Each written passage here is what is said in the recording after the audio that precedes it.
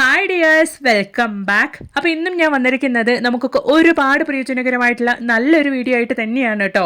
അപ്പോൾ എല്ലാവരും വീഡിയോ ഒന്ന് ഫുള്ളായിട്ട് സ്കിപ്പ് ചെയ്യാണ്ട് കാണുക. വീഡിയോ ഇഷ്ടപ്പെടുകയാണെങ്കിൽ ഒന്ന് ലൈക്ക് ചെയ്യുക. നിങ്ങൾ ലൈക്ക് ചെയ്യുന്ന സമയത്ത് ഹൈപ്പ് എന്ന ബട്ടണും കൂടെ എനേബിൾ ആകും, അതും കൂടെ നിങ്ങളൊന്ന് ക്ലിക്ക് ചെയ്ത് കൊടുക്കുക. അപ്പോൾ നമുക്ക് സമയം കളയാണ്ട് നേരെ വീഡിയോയിലേക്ക് പോവാം. നമ്മുടെ വീട്ടിൽ ഇതുപോലെ നമ്മൾ വാങ്ങി വയ്ക്കുന്ന പരിപ്പ്, പയറ്, അതുപോലെ തന്നെ ധാന്യവർഗ്ഗങ്ങളൊക്കെ നമ്മൾ കുറച്ച് ദിവസം കഴിഞ്ഞ് എടുത്ത് നോക്കുമ്പോൾ അതിലൊക്കെ വണ്ടൊക്കെ കയറാനുള്ള ചാൻസസ് കൂടുതലാണ്. അങ്ങനെ വണ്ടൊന്നും കയറാണ്ടിരിക്കാൻ വേണ്ടിയിട്ട് നമുക്ക് സിമ്പിളായിട്ട് ചെയ്യാൻ പറ്റിയ ഒരു ടിപ്പാണ്. ഒരു കഷ്ണം ചിരട്ട ഇതുപോലെ ആ ഒരു പയറുവർഗ്ഗത്തിൽ അല്ലെങ്കിൽ പരിപ്പിലൊക്കെ ഇട്ടിട്ട് ഇതുപോലെ മിക്സ് ചെയ്തിട്ട് ആ ഒരു പാത്രം നിങ്ങൾ ക്ലോസ് ചെയ്ത് വെക്കുവാണെങ്കിൽ വണ്ടൊന്നും കയറില്ല. എത്ര മാസങ്ങളായാലും ട്രൈ ചെയ്ത് നോക്കുക കേട്ടോ. അതുപോലെ തന്നെ നമ്മുടെ വീട്ടിൽ നമ്മൾ സൂക്ഷിച്ചു വെക്കുന്ന ഇതുപോലുള്ള റവയിലൊക്കെ വേഗത്തിൽ തന്നെ വണ്ടൊക്കെ കയറാനുള്ള ചാൻസസ് കൂടുതലാണ്. അങ്ങനെയുള്ള സാഹചര്യത്തിൽ ഒരു കഷ്ണം ചിരട്ട മാത്രം എടുത്തിട്ട് ആ ഒരു റവയിലേക്ക് നിങ്ങൾ ഇട്ട് വെക്കുവാണെങ്കിൽ മാസങ്ങളോളം ആയാലും ആ ഒരു റവയിലേക്ക് വണ്ടൊന്നും കയറില്ല. ഉറപ്പായിട്ടൊന്ന് ട്രൈ ചെയ്ത് നോക്കുക കേട്ടോ. ഞാൻ ഇതുപോലെയാണ് ചെയ്യാറ്, നല്ല റിസൾട്ടും കിട്ടുന്നുണ്ട്. അപ്പോൾ ഇനി നമുക്ക് നമ്മുടെ അടുത്ത ടിപ്പ് ഒന്ന് കണ്ടു നോക്കാം. നമ്മൾ ഇതുപോലെ നമ്മുടെ വീട്ടിൽ ചപ്പാത്തിക്കും അതുപോലെ തന്നെ പത്തിരിക്കൊക്കെ വേണ്ടിയിട്ട് പൊടിച്ചു വെക്കുന്ന ഇതുപോലുള്ള മാവൊക്കെ നമ്മൾ ആഴ്ചകളോളം അല്ലെങ്കിൽ മാസങ്ങളോളം സൂക്ഷിക്കാൻ വേണ്ടിയിട്ടാണ് പൊടിച്ചു വെക്കാറ്.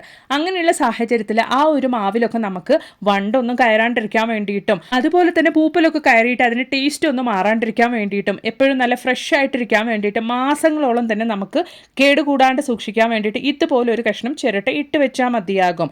അതുപോലെ തന്നെ മാസങ്ങളോളം നമ്മുടെ അരികൾ നമ്മുടെ വീട്ടിൽ നമ്മൾ സ്റ്റോർ ചെയ്ത് വെക്കുന്ന ചാക്കരിയിലൊക്കെ നമ്മൾ ഇതുപോലെ ഒരു കഷ്ണം ചിരട്ട ഇട്ട് വെക്കുകയാണെങ്കിൽ വർഷങ്ങളോളം അല്ലെങ്കിൽ മാസങ്ങളോളം തന്നെ വണ്ടൊന്നും കയറാണ്ട് കൊണ്ട് നമുക്ക് സൂക്ഷിക്കാൻ വേണ്ടിയിട്ട് സാധിക്കും.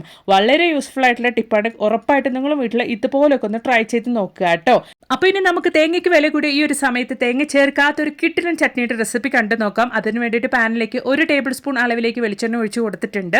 ചെറിയൊരു തവി അളവിലേക്ക് കടലയാണ് കേട്ടോ, വേരുകടലയാണ് ഞാൻ ഇട്ട് കൊടുത്തിരിക്കുന്നത്. അത് നമുക്ക് ആ ഒരു വെളിച്ചെണ്ണയിൽ ഇട്ടിട്ട് നന്നായിട്ട് ഇതുപോലൊന്ന് വഴറ്റിയെടുക്കാം. ചെറിയ തോതിലൊന്ന് കളർ ചേഞ്ച് ആയാൽ മതിയാകും.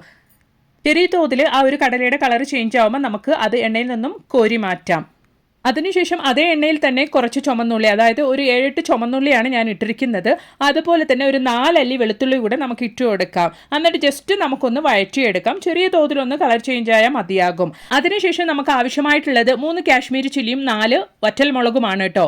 അതും കൂടെ ഇട്ട് കൊടുത്തതിന് ശേഷം നമുക്ക് നന്നായിട്ടൊന്ന് വഴറ്റിയെടുക്കാം. എരിവിന് ആവശ്യമായിട്ട് നമുക്ക് വറ്റൽമുളകും അതുപോലെ തന്നെ നല്ലൊരു കളറിന് വേണ്ടിയിട്ടാണ് നമ്മളിവിടെ കാശ്മീരി ചില്ലിയും ചേർത്ത് കൊടുത്തിരിക്കുന്നത്. അപ്പോൾ ഇനി നമുക്ക് ആവശ്യമായിട്ടുള്ളത് തക്കാളിയാണ്. ഞാനിവിടെ നല്ലൊരു വലിയ തക്കാളി, അതും നല്ല പഴുത്ത തക്കാളിയാണ് ചേർത്ത് കൊടുത്തിരിക്കുന്നത്. അപ്പോഴാണ് നമ്മുടെ തക്കാളിക്ക് നല്ലൊരു പുളിപ്പും ടേസ്റ്റൊക്കെ ഉണ്ടാവുക. അപ്പോൾ ആ ഒരു തക്കാളി കൂടെ ഇട്ട് കൊടുത്തതിന് ശേഷം നമുക്ക് ആ ഒരു തക്കാളി ലൈറ്റായിട്ടൊന്ന് വഴറ്റിയെടുത്താൽ മതിയാകും. തക്കാളി ഒന്ന് വഴറ്റിയെടുത്തതിന് ശേഷം അതിലേക്ക് ഇതുപോലെ ചെറിയ പഴുപ്പ് കയറിയ പച്ചമുളകാണ് കേട്ടോ ഇട്ട് കൊടുക്കുന്നത്. ഇതുപോലെ നമ്മൾ ചട്നിയിലേക്ക് പച്ചമുളക് ചേർക്കുമ്പോൾ ചട്നിക്ക് നല്ലൊരു വ്യത്യസ്തമായൊരു ടേസ്റ്റ് ആയിരിക്കും കേട്ടോ. അപ്പോൾ ഇനി നമുക്ക് ഇതുപോലെ തക്കാളി ഒന്ന് അത്യാവശ്യം വഴണ്ടി വന്നിട്ടുണ്ട്. ചെറിയൊരു കൈപ്പിടി അളവിലേക്ക് കറിവേപ്പിലയും അതുപോലെ തന്നെ ഒരു കൈപ്പിടി അളവിലേക്ക് മല്ലിയില കൂടെ ചേർത്ത് കൊടുക്കാം. ഇപ്പോൾ ആ ഒരു തക്കാളി നിങ്ങൾക്ക് കണ്ടാൽ അറിയാം, ചെറിയ തോതിൽ ആ ഒരു തക്കാളിയിൽ നിന്ന് വെള്ളമൊക്കെ വന്നു തുടങ്ങിയിട്ടുണ്ട്.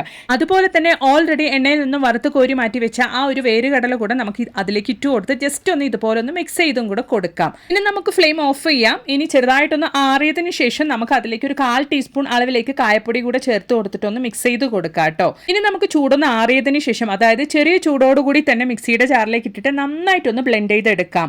ഇത് നിങ്ങൾ അരയ്ക്കുന്ന സമയത്ത് നന്നായിട്ട് തിളപ്പിച്ച് ആറിയ വെള്ളം കൊണ്ട് അരച്ചെടുക്കുകയാണെങ്കിൽ ചട്നിക്ക് നല്ലൊരു ടേസ്റ്റ് ആയിരിക്കും.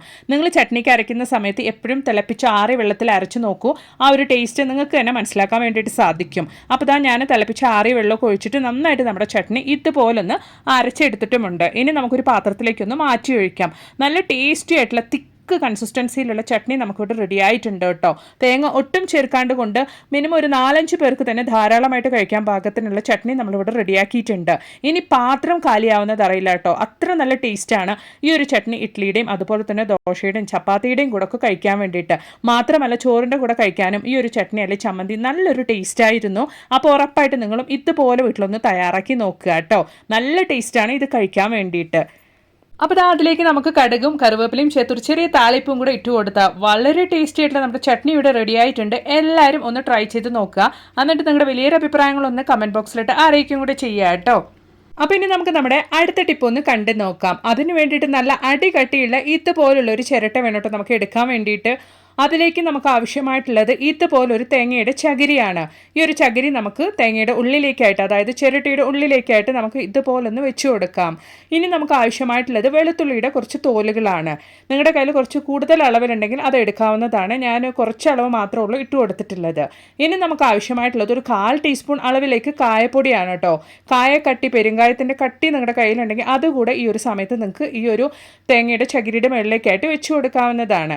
ഇനി നമുക്ക് ആവശ്യമായിട്ടുള്ളത് നാഫ്തലിൻ ബോളാണ്. ഈ ഒരു നാഫ്തലിൻ ബോൾ നിങ്ങൾക്ക് പൊടിച്ച് ചേർത്ത് കൊടുക്കാം. അല്ലാണ്ട് കൊണ്ട് ഇതുപോലെ അതിൻ്റെ ഉള്ളിലേക്ക് ഇട്ട് കൊടുക്കുകയാണെങ്കിലും ആ ഒരു ചകിരി കത്തുന്ന സമയത്ത് നല്ലൊരു സ്മെല്ല് തന്നെ ആയിരിക്കും. ഇനി നമുക്ക് ആ ഒരു ചകിരിയിലേക്ക് ഒന്ന് കത്തിച്ച് കൊടുക്കുകയാണെങ്കിൽ ആ ഒരു പുകയിൽ നിന്ന് വരുന്ന ആ ഒരു സ്മെല്ല് മാത്രം മതി കേട്ടോ. നിങ്ങളുടെ വീട്ടിൽ എത്രത്തോളം കൊതുകുകളും അതുപോലെ തന്നെ പൊടിയീച്ചകളുടെ ശല്യം ഉണ്ടെങ്കിൽ അതൊക്കെ ഇല്ലാണ്ടാകും. മാത്രമല്ല ആ ഒരു വെളുത്തുള്ളിയുടെ തോലിൽ നിന്നൊക്കെ വരുന്ന ഒരു സ്മെല്ല് കൊണ്ട്, കായപ്പൊടിയുടെ ഒക്കെ ഒരു സ്മെല്ല് കൊണ്ട് നിങ്ങളുടെ വീടിൻ്റെ പറമ്പിലും ചുറ്റിലുമൊക്കെ പാമ്പിൻ്റെ ശല്യമൊക്കെ ഉണ്ടെങ്കിൽ അതൊക്കെ ഇല്ലാണ്ടാക്കാൻ വേണ്ടിയിട്ട് സാധിക്കും. കണ്ട കെമിക്കലൊക്കെ നമ്മൾ കടയിൽ നിന്ന് വാങ്ങി കത്തിച്ച് വെക്കുന്നേക്കാൾ കൂടുതൽ നല്ലത് ഇതുപോലെ നമ്മുടെ വീട്ടിൽ തന്നെ നമുക്ക് ചെയ്യാവുന്നതാണ് കേട്ടോ. നല്ല റിസൾട്ടും നമുക്ക് കിട്ടും. അതുപോലെ തന്നെ കുട്ടികളൊക്കെ ഉള്ള വീടാണെങ്കിലും ധൈര്യമായിട്ട് നിങ്ങൾക്ക് ഇതുപോലെ ഒന്ന് ചെയ്യാവുന്നതാണ് കേട്ടോ. ആ ഒരു ചകിരി നല്ല രീതിയിൽ കത്തി തുടങ്ങുന്ന സമയത്ത് അത് നിങ്ങൾ കെടുത്തി കൊടുക്കുകയാണെങ്കിൽ നമ്മൾ ആ കെടുത്തി കൊടുക്കുന്ന സമയത്ത് കുറച്ചായിട്ട് പുക പുറത്തേക്ക് വരാൻ വേണ്ടിയിട്ട് തുടങ്ങും. ആ ഒരു പുക വീട് മുഴുവനും പരന്നു വരുമ്പോൾ നമ്മുടെ വീട്ടിൽ ഈച്ചകളോ കൊതുകളോ ഒക്കെ ഉണ്ടെങ്കിൽ ഓടിപ്പോകുന്നതായിരിക്കും. ട്രൈ ചെയ്ത് നോക്കുക.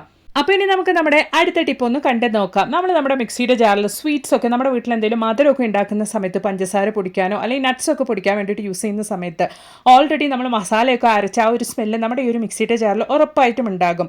അങ്ങനെ നമ്മൾ സ്വീറ്റ്സ് ഒക്കെ ഉണ്ടാക്കുന്ന സമയത്ത് ഈ ഒരു മിക്സിയുടെ ജാറിൽ നമ്മൾ എന്തെങ്കിലും അരച്ചുകൊണ്ടാണ് നമ്മൾ ഉണ്ടാക്കുന്നതെങ്കിൽ ആ ഒരു ടേസ്റ്റിൻ്റെ വ്യത്യാസം നമുക്ക് വേറെ എടുത്തറിയും. അങ്ങനെ ഇല്ലാണ്ടിരിക്കാൻ വേണ്ടിയിട്ട് ഒരു കഷ്ണം ചിരട്ട മാത്രം നിങ്ങൾ ഇതുപോലൊന്ന് കത്തിച്ചിട്ട് കെടുത്തി കൊടുക്കുക. എന്നിട്ട് ആ ഒരു മിക്സിയുടെ ജാറിലേക്ക് ആ ഒരു പുകയോടുകൂടി നിങ്ങൾ കൊടുക്കുമ്പോൾ അതിനുശേഷം നിങ്ങൾ ആ ഒരു മിക്സിയുടെ ജാർ ക്ലോസ് ചെയ്ത് വെക്കുക. ആ ഒരു പുക മുഴുവൻ ആ ഒരു മിക്സിയുടെ ജാറിൽ ജസ്റ്റ് ഒന്ന് ഒരു സെക്കൻഡ് കൊണ്ടൊന്ന് സ്പ്രെഡ് ആയതിനു ശേഷം നിങ്ങൾ ഓപ്പൺ ചെയ്ത് നോക്കുകയാണെങ്കിൽ മിക്സിയുടെ ജാറിൽ നിന്നും ഉണ്ടാകുന്ന ആ ഒരു മസാലയുടെ സ്മെല്ലൊക്കെ പോകുന്നതായിരിക്കും കേട്ടോ. വളരെ ഈസി ആയിട്ട് നമുക്ക് ചെയ്യാൻ പറ്റിയൊരു ടിപ്പാണ്. അതുപോലെ തന്നെ നല്ല റിസൾട്ട് കിട്ടുന്ന ഒരു ടിപ്പും കൂടിയാണ്. ട്രൈ ചെയ്ത് നോക്കുക. ജസ്റ്റ് ഒരു സെക്കൻഡ് കൊണ്ട് ഞാൻ ഓപ്പൺ ചെയ്ത് നോക്കുമ്പോൾ തന്നെ നല്ല രീതിയിൽ ആ ഒരു പുകയൊക്കെ സ്പ്രെഡായിരുന്നു. അതുപോലെ തന്നെ മിക്സിയുടെ ജാറിൽ നിന്ന് മസാലയുടെ സ്മെല്ലൊക്കെ പോയിട്ടുമുണ്ട്. ഉറപ്പായിട്ട് നിങ്ങളും ഇതുപോലൊന്ന് ട്രൈ ചെയ്ത് നോക്കുക കേട്ടോ. അപ്പോൾ ഇനി നമുക്ക് നമ്മുടെ അടുത്ത ടിപ്പ് ഒന്ന് കണ്ടു നോക്കാം. നമ്മുടെ വീട്ടിലും അതുപോലെ തന്നെ നമ്മുടെ വീടിൻ്റെ ചുറ്റിലും കൃഷിയിടത്തൊക്കെ ഒരുപാട് നമുക്ക് ശല്യക്കാരായ എലി, പെരിച്ചാഴി മാത്രമല്ല കേട്ടോ പാമ്പ്, ഇവറ്റുകളൊക്കെ നമുക്ക് ഇല്ലാണ്ടാക്കാൻ വേണ്ടിയിട്ട് ഈ ഒരു ചിരട്ട ഉണ്ടെങ്കിൽ നമുക്ക് സാധിക്കും. അപ്പോൾ നമ്മൾ അതെങ്ങനെയാണ് ചെയ്യുന്നത് എന്നുള്ളത് നമുക്കൊന്ന് കണ്ടു നോക്കാം. അപ്പോൾ അതിന് വേണ്ടിയിട്ട് ഞാൻ ഒരു കൈപ്പിടി അളവിലേക്ക് അരിയാണ് ഇതുപോലെ വറുത്തെടുത്തിരിക്കുന്നത്. വറുത്തെടുത്ത് നന്നായിട്ട് അരി ആറിയതിനു ശേഷം നമുക്ക് മിക്സിയുടെ ജാറിലിട്ടിട്ട് ഇതുപോലെ ഒന്ന് ജസ്റ്റ് ഒന്ന് പൊടിച്ചെടുക്കാം. ഒരുപാട് ഫൈനായിട്ടൊന്നും നമ്മൾ പൊടിച്ചെടുക്കേണ്ടതില്ല.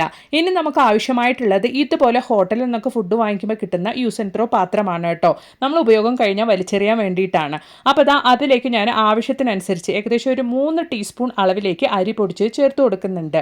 അതുപോലെ തന്നെ ഞാനൊരു 2 എക്സ്പയറി ഡേറ്റ് കഴിഞ്ഞ പാരസിറ്റമോൾ ടാബ്ലറ്റ് ആണ് ചേർത്ത് കൊടുക്കുന്നത് കേട്ടോ. ഏത് ടാബ്ലറ്റ് വേണമെങ്കിലും നമുക്ക് ചേർത്ത് കൊടുക്കാം. ഇനിയിപ്പോൾ എക്സ്പയറി ഡേറ്റ് കഴിഞ്ഞ ടാബ്ലറ്റ് നിങ്ങളുടെ കയ്യിൽ ഇല്ല എങ്കിൽ നല്ല ടാബ്ലറ്റ് തന്നെ, ഡേറ്റുള്ള ടാബ്ലറ്റ് തന്നെ നിങ്ങൾക്ക് ചേർത്ത് കൊടുക്കാവുന്നതാണ്. അപ്പോൾ 2 ടാബ്ലറ്റാണ് നമ്മളെടുത്ത ഈ ഒരു 3 ടീസ്പൂൺ അളവിൽ അരി പൊടിച്ചതിലേക്ക് നമുക്ക് ആവശ്യമായിട്ടുള്ളത്. അപ്പോൾ ആ ടാബ്ലറ്റ് നല്ല രീതിയിൽ ഇതുപോലൊന്ന് ഞാൻ പൊടിച്ചെടുത്തിട്ടുണ്ട്. ഇനി നമുക്ക് അരിയിലേക്ക് ആ ഒരു ടാബ്ലറ്റ് ഇട്ടിട്ട് ഇതുപോലൊന്ന് മിക്സ് ചെയ്തെടുക്കാം. ഇനി നമുക്ക് ആവശ്യമായിട്ടുള്ളത് ഓയിൻമെൻ്റ് ആണ് കേട്ടോ. എക്സ്പയറി ഡേറ്റ് കഴിഞ്ഞ് ഇതുപോലുള്ള ഓയിൻമെൻ്റ് ഒക്കെ എല്ലാവരുടെ വീട്ടിലും കാണും. നമ്മൾ മുറിയൊക്കെ ഉണ്ടാകുന്ന സമയത്ത് നമ്മുടെ കയ്യിലോ കാലിലോ ഒക്കെ മുറിയൊക്കെ ഉണ്ടാകുന്ന സമയത്ത് നമ്മൾ മെഡിക്കൽ സ്റ്റോറിൽ നിന്ന് വാങ്ങിക്കുന്ന ഒരു ഓയിൻമെൻ്റ് ആണ് ഇത്. അത് ഇല്ലെങ്കിലും കുഴപ്പമില്ല, നിങ്ങളുടെ കയ്യിൽ ഉണ്ടെങ്കിൽ ഇതുപോലൊന്ന് ചേർത്ത് കൊടുക്കുകയാണെങ്കിൽ നല്ല റിസൾട്ട് തന്നെ നിങ്ങൾക്ക് കിട്ടും. അപ്പോൾ ഞാൻ ആ ഒരു ഓയിൻമെൻറ്റ് ഒരു 1/4 ടീസ്പൂൺ അളവിലേക്ക് ചേർത്ത് കൊടുത്തിട്ട് ഇതുപോലെ നമ്മൾ പൊടിച്ചു വെച്ച ആ ഒരു ടാബ്ലറ്റിലും അരിയിലും മിക്സ് ആകത്തക്ക രീതിക്ക് തന്നെ നമുക്ക് നല്ല രീതിയിൽ ആ ഒരു ഓയിൻമെൻറ്റ് മിക്സ് ചെയ്ത് കൊടുക്കാം. ഇനി നമുക്ക് ആവശ്യമായിട്ടുള്ളത് ഇതുപോലെ തേങ്ങയുടെ അംശമൊക്കെ ഉള്ള ചിരട്ടിയാണ്. പഴക്കമുള്ള ചിരട്ട എടുക്കരുത്. ഒരു ദിവസമൊക്കെ പഴക്കമുള്ള ചിരട്ടയാണെങ്കിൽ വളരെയധികം നമുക്ക് യൂസ്ഫുൾ ആയിട്ടുണ്ടാവും. കാരണം ആ ഒരു തേങ്ങയുടെ സ്മെല്ല് ഒരുപാട് നല്ല രീതിയിൽ തന്നെ നമ്മുടെ എലികൾക്കും പെരിച്ചാഴികൾക്കും ആകർഷിക്കാനുള്ള കഴിവുണ്ട്. അതുകൊണ്ടാണ് പഴയ ചിരട്ട എടുക്കരുത് എന്ന് പറയുന്നത്. അതിലേക്ക് നമ്മൾ ഓൾറെഡി മിക്സ് ചെയ്തൊക്കെ റെഡിയാക്കി വെച്ച ആ ഒരു അരി പൊടിച്ചത് ഇതുപോലെ നമുക്കൊന്ന് ഇട്ട് കൊടുക്കാം. മണം ആകർഷിക്കാൻ കഴിവുള്ള എലികളും പെരിച്ചാഴികളും ഉറപ്പായിട്ടും അതിൻ്റെ അടുത്തേക്ക് വരും. അപ്പം നമുക്ക് ഇതുപോലെ എവിടേക്കാണോ എലികളും പെരിച്ചാഴികളും വരാൻ ചാൻസസ് ഉള്ളത് ആ ഒരു ഭാഗത്തേക്കായിട്ട് ഈ ഒരു ചിരട്ട ഇതുപോലെ വെച്ച് കൊടുക്കുകയാണെങ്കിൽ ഒറ്റ തവണ നിങ്ങൾ ഇതുപോലെ ചെയ്താൽ മതിയാകും. നല്ല റിസൾട്ട് തന്നെ നിങ്ങൾക്ക് കാണാൻ വേണ്ടിയിട്ട് സാധിക്കും. പിന്നീട് നിങ്ങളുടെ വീടിൻ്റെ ചുറ്റിലും അവറ്റകളെ കാണാൻ പോലും കിട്ടില്ല കേട്ടോ. അത്രത്തോളം നല്ല റിസൾട്ട് തന്നെ നമുക്ക് കിട്ടുന്നുണ്ട്. ട്രൈ ചെയ്ത് നോക്കുക. അപ്പോൾ ഇന്ന് നമ്മുടെ വീഡിയോയിൽ കാണിച്ച എല്ലാ ടിപ്സും നിങ്ങൾക്ക് ഒരുപാട് പ്രയോജനകരമായെന്ന് ഞാൻ കരുതുന്നു. വീഡിയോ ഇഷ്ടപ്പെടുകയാണെങ്കിൽ മറക്കാതെ നിങ്ങളുടെ ഫ്രണ്ട്സ് ആൻഡ് ഫാമിലി കൂടെ ഒന്ന് ഷെയർ ചെയ്ത് സപ്പോർട്ട് ചെയ്യണേ. അതുപോലെ തന്നെ ഒന്ന് ലൈക്കും കൂടെ ചെയ്യുക. മാത്രമല്ല നല്ല കുറേ വീഡിയോസ് ഞാൻ എൻ്റെ ചാനൽ ഉൾപ്പെടുത്തിയിട്ടുണ്ട്. നിങ്ങൾ അതും കൂടെ ഒന്ന് കയറി ചെക്ക് ചെയ്ത് നോക്കുക. അപ്പോൾ ഇനി ഒരു പുതിയ വീഡിയോ ആയിട്ട് നിങ്ങളുടെ അടുത്തേക്ക് വരുന്നത് വരയ്ക്കും എല്ലാവർക്കും ബായ്.